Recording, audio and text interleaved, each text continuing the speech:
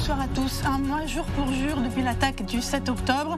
Après les 1400 bougies allumées hier devant le mur des lamentations, Israël a ce matin observé une minute de silence en mémoire des 1400 victimes.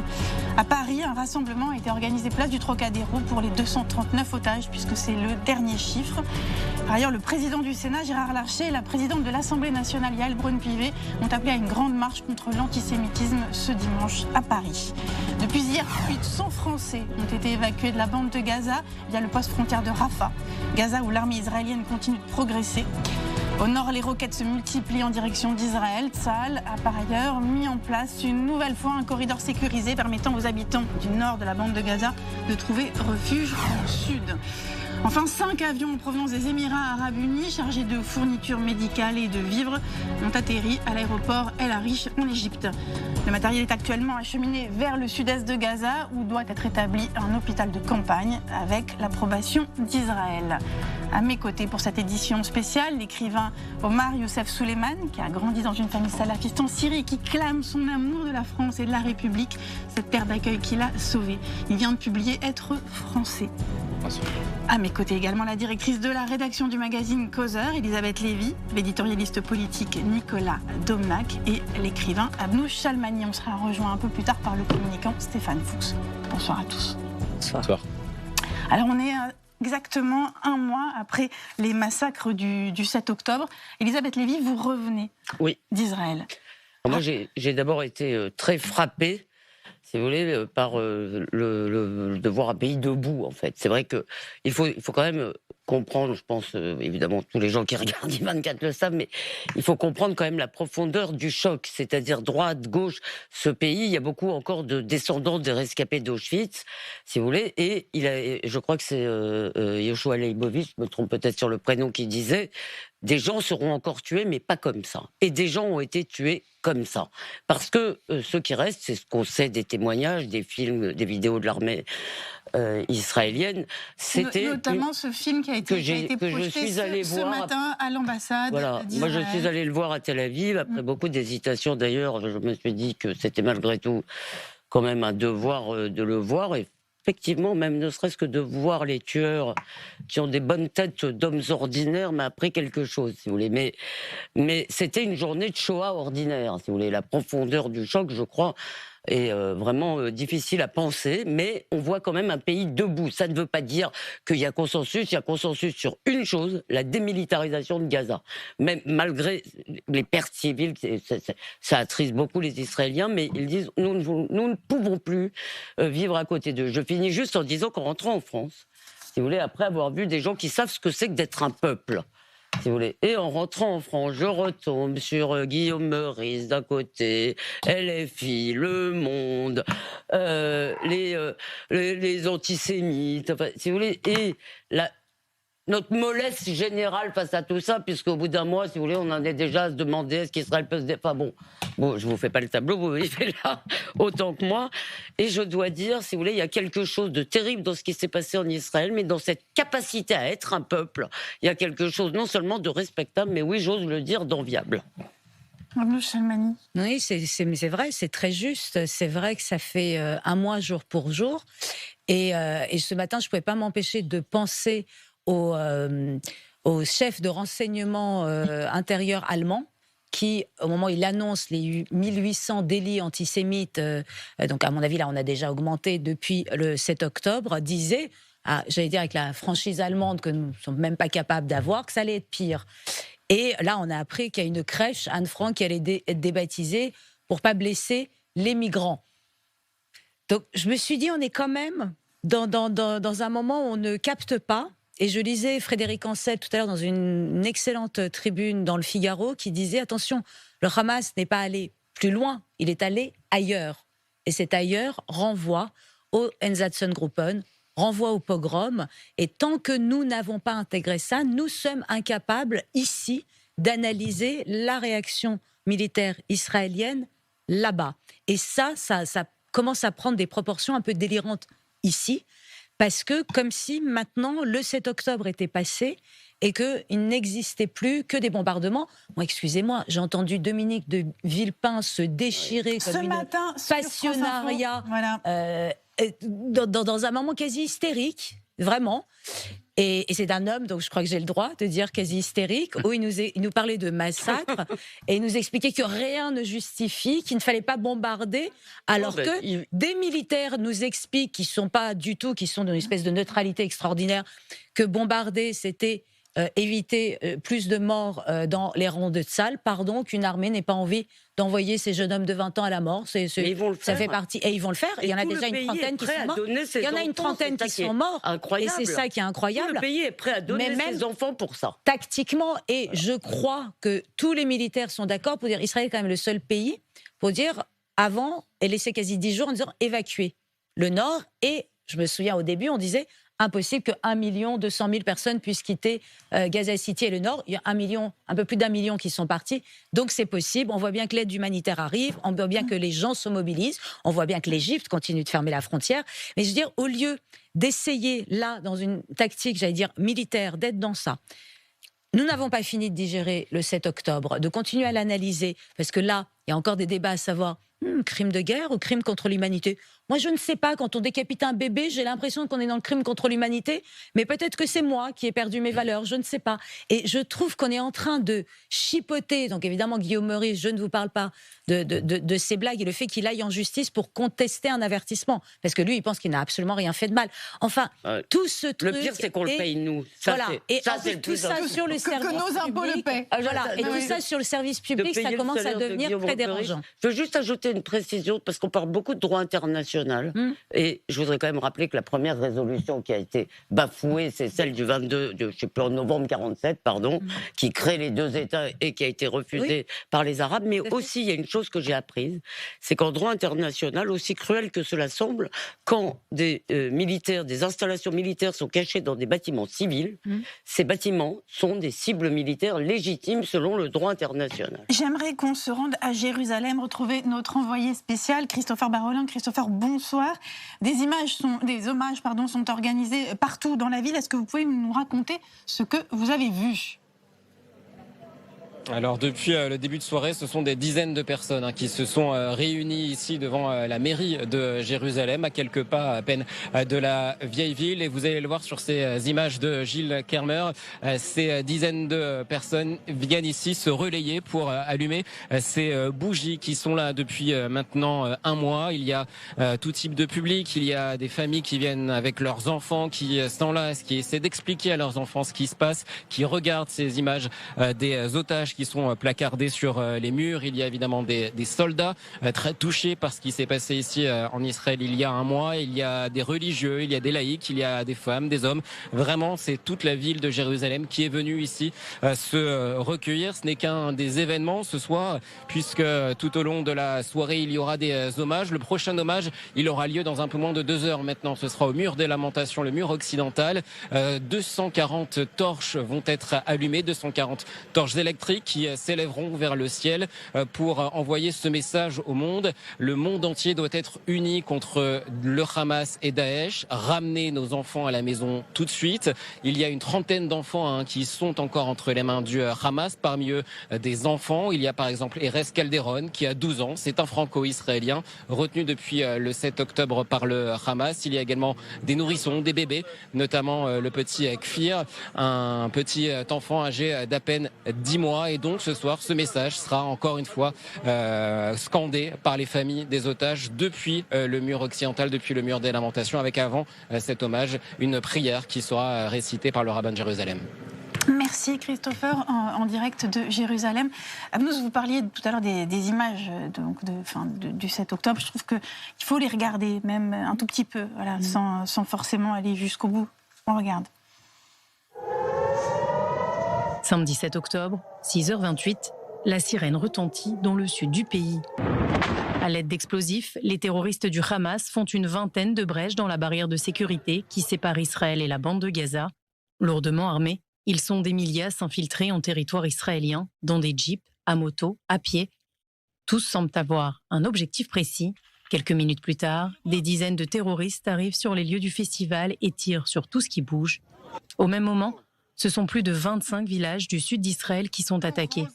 À Sderot, Netivot, Kfar Aza, dans les kibboutz Nir Oz, Be'eri et Ofakim, près de 3000 terroristes du Hamas vont de maison en maison, tirant sur tous leurs habitants, hommes, femmes, enfants, les mutilant, brûlant leur corps, parfois alors qu'ils étaient encore vivants, les torturant, les égorgeant. Un massacre qui dure de longues heures.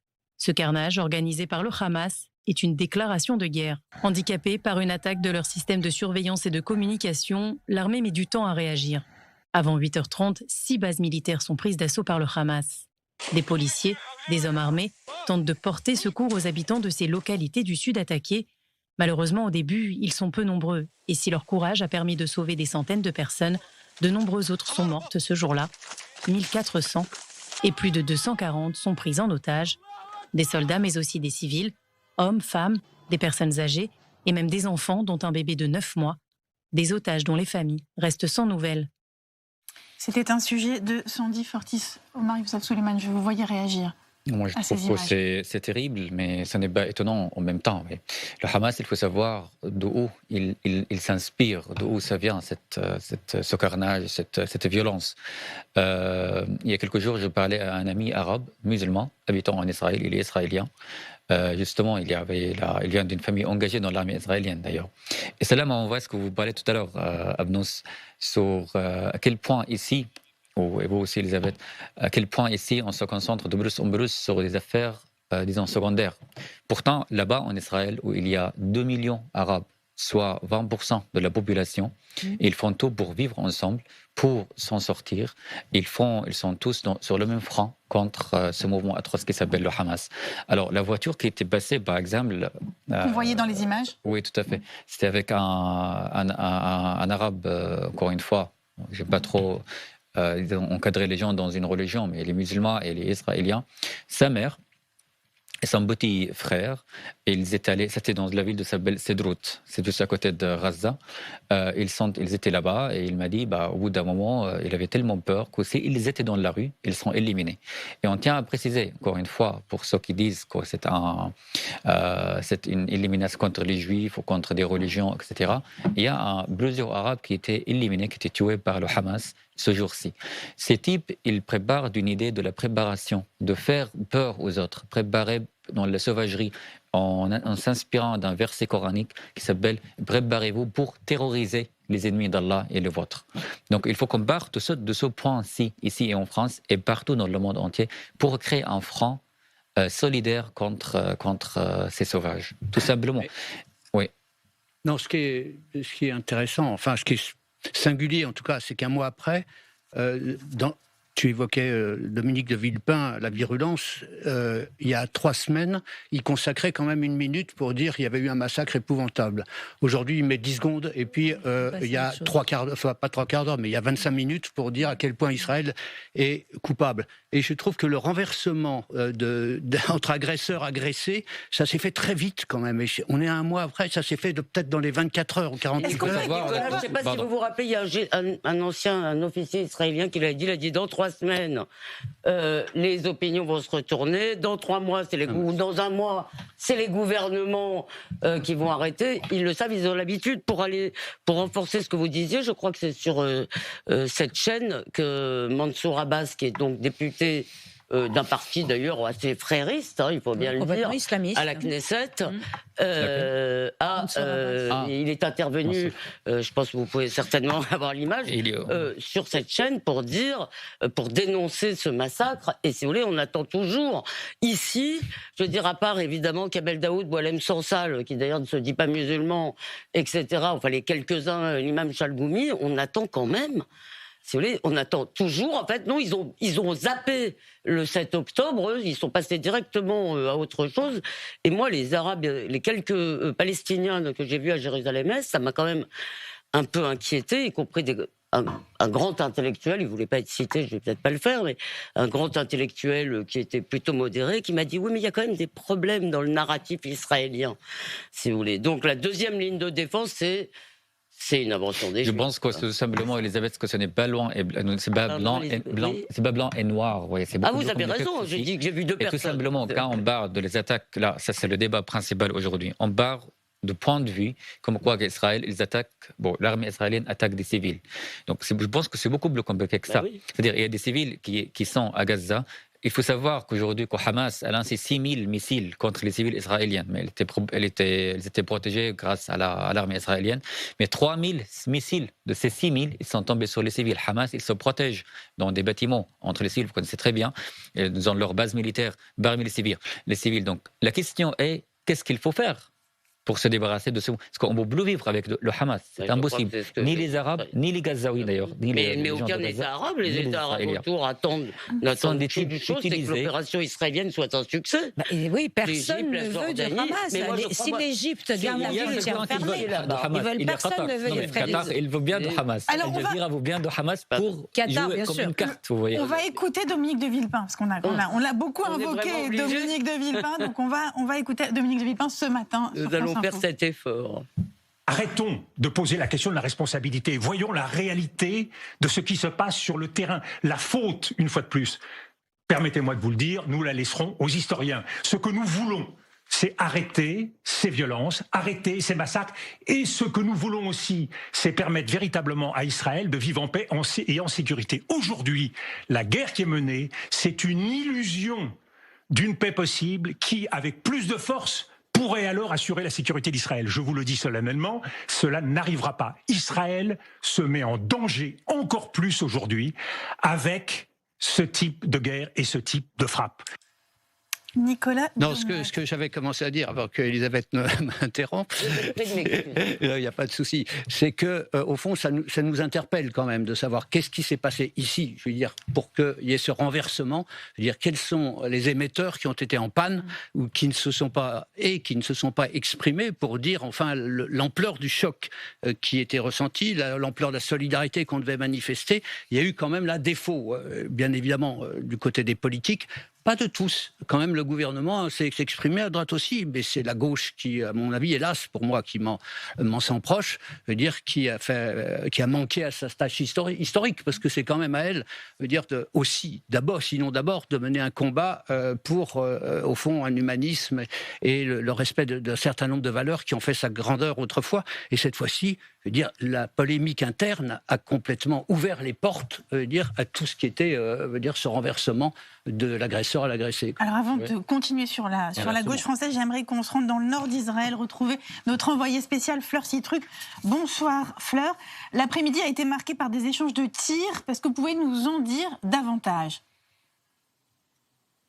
Bonsoir. Oui, là où nous nous trouvons, à 10 km environ de la frontière, on entend distinctement l'artillerie lourde israélienne qui vise des positions du Hezbollah côté libanais. Il y a 3 heures environ, les alertes ont retenti dans les villages au nord de la Galilée et sur le plateau du Golan. En tout, 20 roquettes ont été tirées depuis le Liban. 6 d'entre elles ont été interceptées par le système du dôme de fer. Les autres sont tombés sans faire de victimes ni de dégâts, car depuis un mois, alors que ces alertes elles sont répétées, alors que les tirs de roquettes, les tirs de chars, les tirs de missiles anti-chars sont quotidiens, la population a fui le nord d'Israël et l'armée a demandé encore hier à ceux qui sont restés de quitter les lieux, car nous sommes dans une zone de guerre ici au nord d'Israël. Eh bien, merci Fleur Citruc, en direct depuis la frontière nord. Omar. Oui, en fait, sur la gauche, vous m'avez dit... Mais oui, la gauche française, c'est ça. On a fini, je pense, la parole juste avant on quitte la frontière nord d'Israël pour revenir au cœur de la gauche française. C'est chaud quand même, sur les deux côtés. Voilà. Non, mais je trouve que c'est tellement absurde, cette position de la part de la France insoumise, qu'on a vu dès le début comment ils ont, le jour même de massacre de 7 octobre, comment Mélenchon et le parti de Mélenchon ont réagi. Le communiqué qui a été envoyé, le communiqué écrit qui a été envoyé. C'est quoi le danger là-dedans ? Personnellement, j'appelle cette gauche la gauche halal. Pourquoi la gauche halal ? Parce qu'ils ont une complicité insupportable avec les islamistes partout et depuis toujours. Quand Mélenchon et son parti traitent ce mouvement terroriste atroce comme une réaction contre la violence, là on se demande qu'est-ce qu'ils veulent, ils cherchent contre la colonisation, c'est ça. Contre la colonisation encore. Voilà. Ils ont utilisé le mot violence, oui, c'est-à-dire la violence contre la violence, comme si les islamistes qu'ils ont repris. Justement, Abnous. Donc ça veut dire ils justifient la violence d'un mouvement islamiste. Là, on se tient à préciser, on va pas loin dans l'histoire, mais dans l'année 79, quand une partie de la gauche française a soutenu Khomeini, les premières personnes qui étaient éliminées en Iran, une grosse partie, et quand, Michel Foucault, c'est un bon exemple. Sartre, Beauvoir, Voilà. tout le monde sous le pommier. Tout à fait. Donc Khomeini, il rentre en Iran, et les premières personnes qui étaient massacrées par lui sont de la gauche iranienne. Oui. C'est les Alors, deux je me qui demande si avaient cette gauche a un organisé côté les rendez-vous masochiste en ou pas. français. C'est-à-dire, ils aiment bien les gens qui les massacrent ou pas. Les islamistes, les premiers gens qui les massacrent sont aussi de la gauche. Donc là, on se demande, et ça c'est légitime comme question, c'est quoi la complicité entre cette gauche et les islamistes? Ce qu'ils m'étonne tellement là-dedans, c'est qu'il y a pas mal d'influenceurs aujourd'hui au Proche-Orient, les jeunes, qui condamnent Hamas fermement dès le début.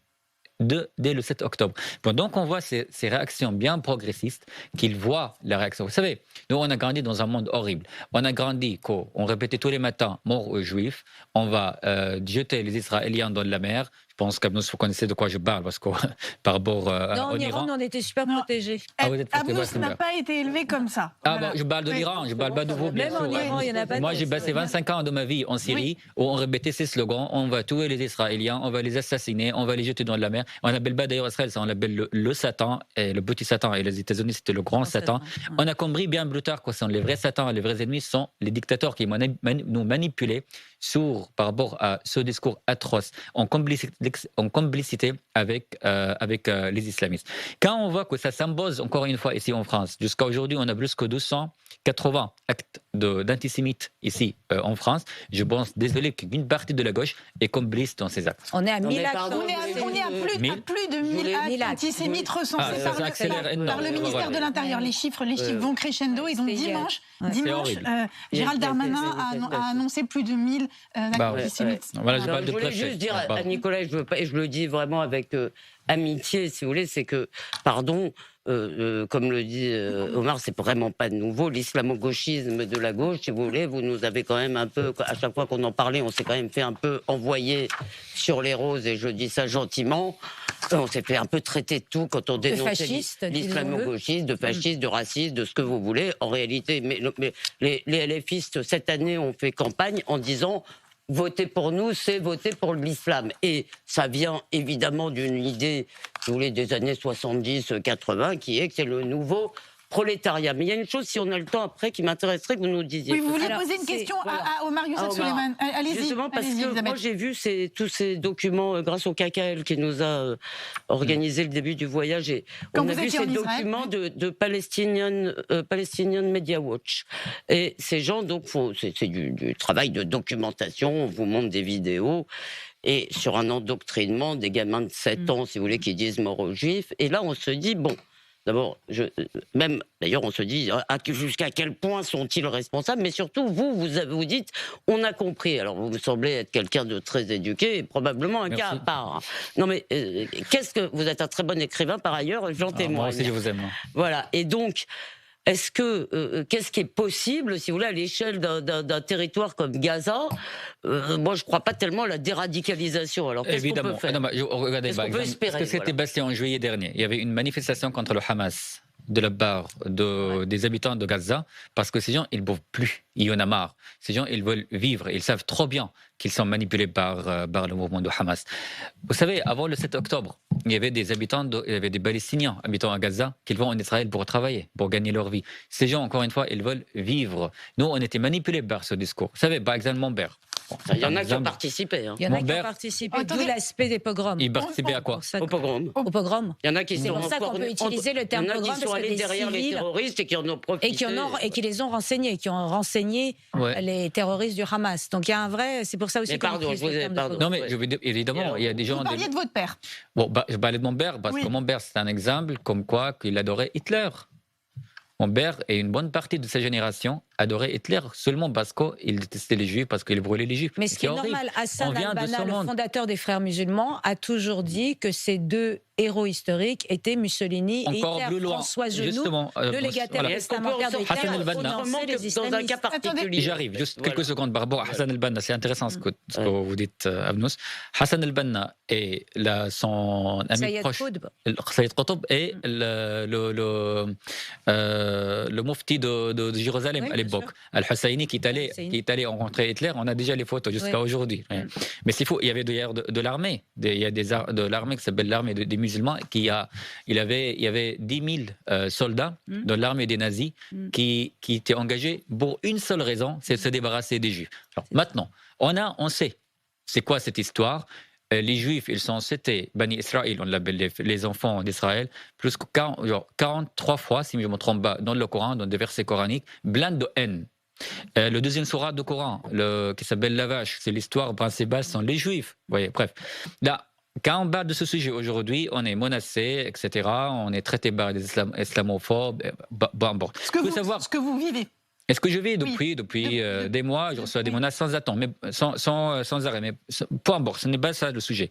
Ce que je voudrais dire là-dedans. Mais c'est important de le préciser à nos téléspectateurs. Oui, je le précise, mais aussi que je précise qu'en parlant de sujet, il faut comprendre que ce n'est pas pour attaquer les musulmans, c'est pour protéger les musulmans. Aujourd'hui, en France, on a presque 6 millions de musulmans. Et les manipuler dans le même discours, surtout les jeunes, sur les réseaux sociaux aujourd'hui, je trouve que c'est atroce et c'est horrible. Ils vivent ce que j'avais vécu en Syrie, de ce discours de haine contre les Juifs. Vous voyez. En Syrie, je tiens à préciser, le mot juif, c'était une insulte. Et en Syrie, en Tunisie une très bonne aussi, partie de Proche-Orient. Une grande partie de Proche-Orient. Mais si je peux... Attendez, avant de vous donner la parole, cher Abdou, je vous promets que je reviens vers vous, mais j'aimerais qu'on aille voir comment les passions se déchaînent aux États-Unis. On retrouve notre correspondant à New York, absolument. Non, à Washington, c'est ce que je cherchais. Antoine Lard, bonsoir Antoine. Alors, la tension est de plus en plus palpable dans la communauté juive et dans la communauté musulmane aux États-Unis. Racontez-nous. Oui, effectivement. Alors, il y a eu notamment le week-end dernier une immense manifestation à Washington, manifestation pro-palestinienne. 300 000 personnes, selon les organisateurs, qui s'étaient rassemblées pour réclamer un cessez-le-feu immédiat. Et ce qui est très frappant, c'est que la colère des manifestants était essentiellement dirigée contre Joe Biden. Le président américain est accusé d'être responsable d'un génocide à Gaza. Certains sont même allés jusqu'à taguer le slogan « Genocide Joe », donc Joe le génocidaire, jusque sur les grilles de la Maison-Blanche. Il y avait dans cette manifestation beaucoup de jeunes, beaucoup d'électeurs démocrates, et l'autre slogan qu'on a beaucoup entendu dans le cortège, c'était « Pas de cessez-le-feu, pas de voix pour Joe Biden ». C'est donc un appel à sanctionner Biden dans un an à l'occasion de l'élection présidentielle. En fait, il y a toute une partie de la gauche américaine qui se sent déconnectée, pour ne pas dire trahie par le président américain et par le soutien total qu'il affiche à Israël depuis l'attaque du Hamas le 7 octobre dernier. C'est le cas, par exemple, des Américains d'origine arabe, c'est le cas aussi des Américains de confession musulmane, c'est le cas aussi d'une bonne partie de la jeunesse qui a pris fait et cause pour la Palestine. Merci Antoine, en direct depuis Washington. Abnous. Oui, juste pour revenir, on a tous des milliards de choses à dire et c'est dire à quel point ce sujet nous met sur les nerfs, mais sur la gauche, ce qui est encore plus fascinant, c'est qu'ils sont aveugles et maintenant ils sont sourds. C'est-à-dire qu'on voit le Hamas, on voit Agni qui est là, sur Al Jazeera, et il se répond du Qatar, de son grand hôtel assis sur sa fortune de 5 milliards de dollars, et il dit « Mais nous, on a besoin du sang des femmes et des enfants gazaouis qui coulent, c'est en gros notre ultra-protection. » À Fallujah, au moment où combattait l'État islamique, ce que faisait Daesh, c'est, vous aviez les soldats de la coalition anti-islamique, mettaient des enregistrements avec des pleurs de bébés. Donc ils avançaient, ils entendaient des pleurs de bébés. Nous sommes les Occidentaux, ils s'arrêtaient.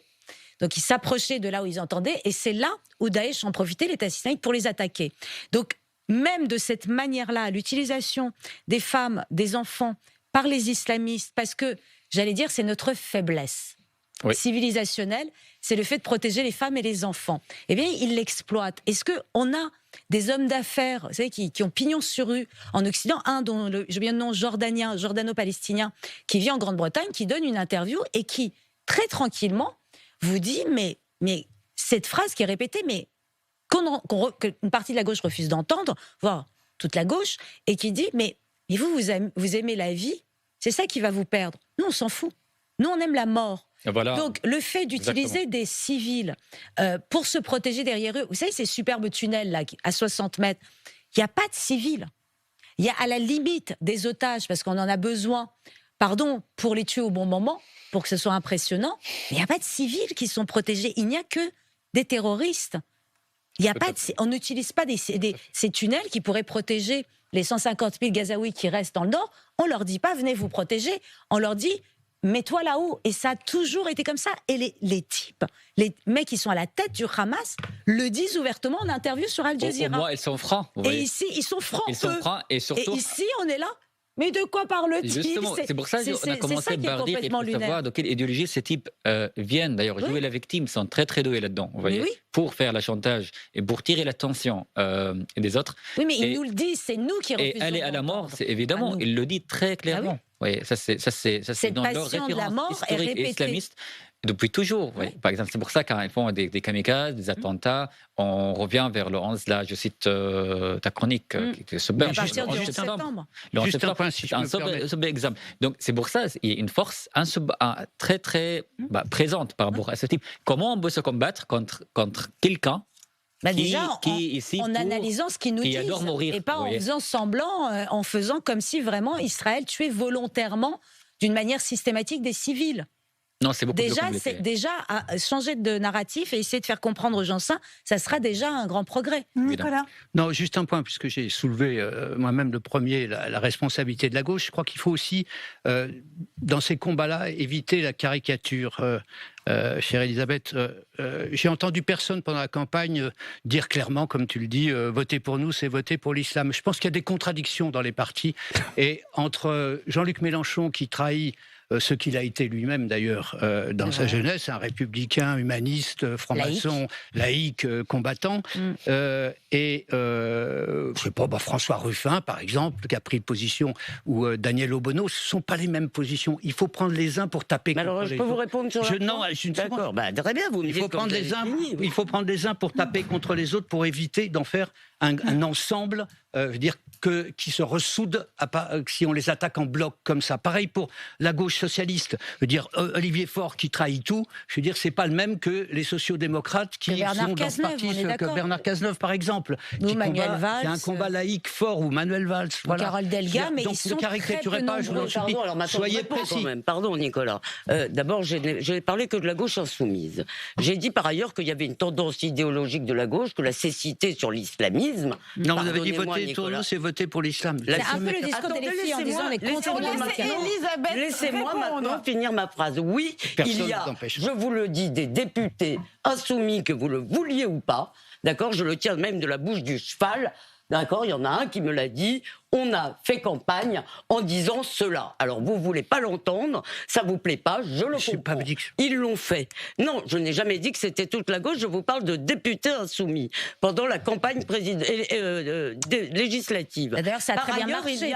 Il y a, si vous voulez, je suis désolé, l'antisémitisme de gauche n'est pas né hier matin. Non. Il y a, si vous voulez, c'est une volonté de la gauche de nous faire expliquer depuis 20 ans que le grand danger, si vous voulez, c'est l'extrême droite, les fascistes qui vont faire ceci, qui sont à nos portes, les bruits de bottes, etc. Et pendant ce temps, si vous voulez, pendant que vous vous battiez, si vous voulez, contre Le Pen et contre des nazis qui n'existaient pas, parce qu'ils n'étaient pas nazis, ils n'étaient pas sympathiques, ils n'étaient pas démocrates peut-être, et Le Pen lui-même était antisémite, mais vous vous êtes battus contre eux, et vous n'avez pas, là c'est toute la gauche, vous n'avez pas voulu voir la montée de l'islam politique. Je ne dis pas que c'était mal inspiré, je comprends très bien, et au même moment, vous avez laissé tomber les classes populaires qui, elles, le voyaient. Elisabeth, si vous voulez bien, on va accueillir un homme de gauche sur ce plateau qui nous rejoint, Stéphane Fuchs, qui est aussi communicant, n'est-ce pas, et qu'on connaît bien dans notre bande de décrypteurs. Bonsoir. Bonsoir. Stéphane, bonsoir. Vous avez entendu nos débats passionnés. Oui, c'est passionnant et passionné. Alors, dites, vous avez le droit de réagir, parce que là, comme voilà, on vous fait rentrer avec nous. Non, mais deux choses d'abord. Au fond, qu'un antisémitisme de droite ait retrouvé un antisémitisme de gauche n'est malheureusement pas une surprise, et en réalité, ça se prépare depuis longtemps. Dans la solitude qu'on peut ressentir et traverser aujourd'hui, il y a quelque chose qui me frappe et qui renvoie en fait à cette abominable phrase de Raymond Barre au moment de l'attentat de la rue Copernic sur les Français innocents. Car au fond, les 35 puis 40 morts et les otages, si c'était des Français innocents, on en parlerait plus. C'est terrible, mais oui. Et donc, il y a quelque chose qui renvoie, en fait, à quand même un sentiment d'exclusion, d'une appartenance absolue à la communauté nationale, parce que où sont les titres des journaux dans lesquels on a les 9 otages français à Gaza? Où sont leurs noms? Tout à fait. Où sont les portraits? Où sont les noms et les portraits des gens qui sont morts, assassinés d'une manière atroce?